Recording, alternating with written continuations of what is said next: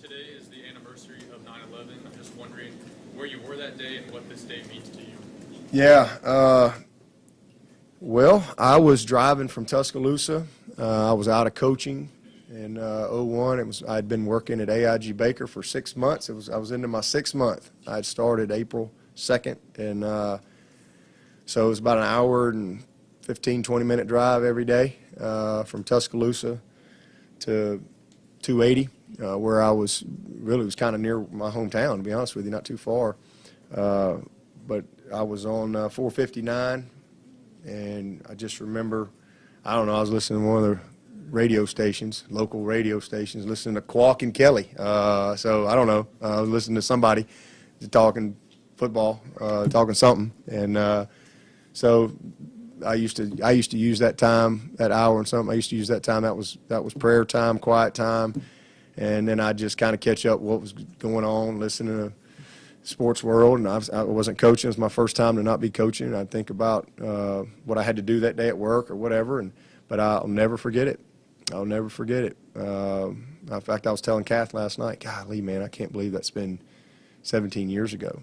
But I was driving down 459 in my green Tundra.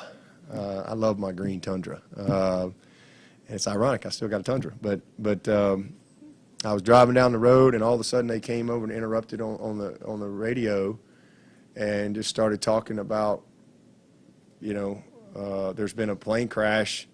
At first it was like they just thought it was like a crash. They didn't know what was going on. And I'm like, wow. And then all of a sudden it comes back, and then it just, everything gets consumed on the radio that I'm listening to. And I'm just, in my mind, I'm going, man, this can't be real. It was very surreal. It was a very surreal moment. And so I listened on the way, and then I get to the office, and it was a very emotional day. It was an incredibly emotional day for everyone. It was a scary day. And we as a company, there was nothing done that day. We just sat and we watched TV and we listened, and nobody could believe what we were seeing. It was just heartbreaking and gut-wrenching, and just an incredibly emotional. And just remember thinking about my 3-year-old and my 2-year-old, and the world that they're going to grow up in. And it was unbelievable.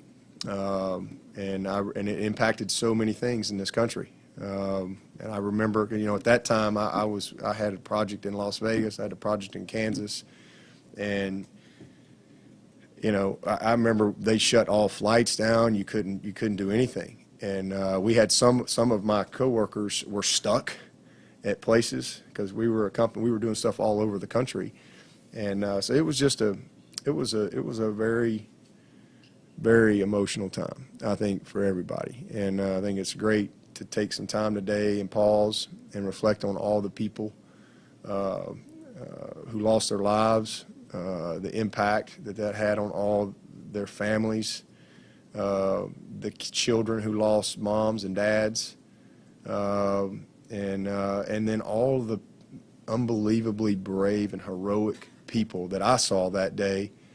The old saying, there's one thing there's a difference between running away from a fire and running to it.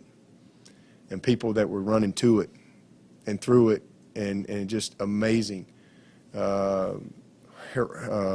heroism from so many people, and the policemen, the firemen, the first responders that lost their lives trying to save others. And I know there's a lot of people out there today whose lives were saved because of the sacrifice of others. And so that's what I think about when I think about it. And I think about the kid with the red handkerchief. I think about his mom and dad, kid from Boston College, Crowder. Yeah, Crowder. And in fact, I still got that red hanky. I carry it in my briefcase. It just stays in my briefcase. And think about his mom and dad, and how this kid saved other people's lives. And so you never know how you might respond in a situation like that. But incredibly difficult day for our country. You know, obviously I wasn't alive during Pearl Harbor, but I would imagine it was probably a very similar feeling for this country. And so hopefully it's not something that we ever have to deal with again. And it was a tough day, one I'll never forget.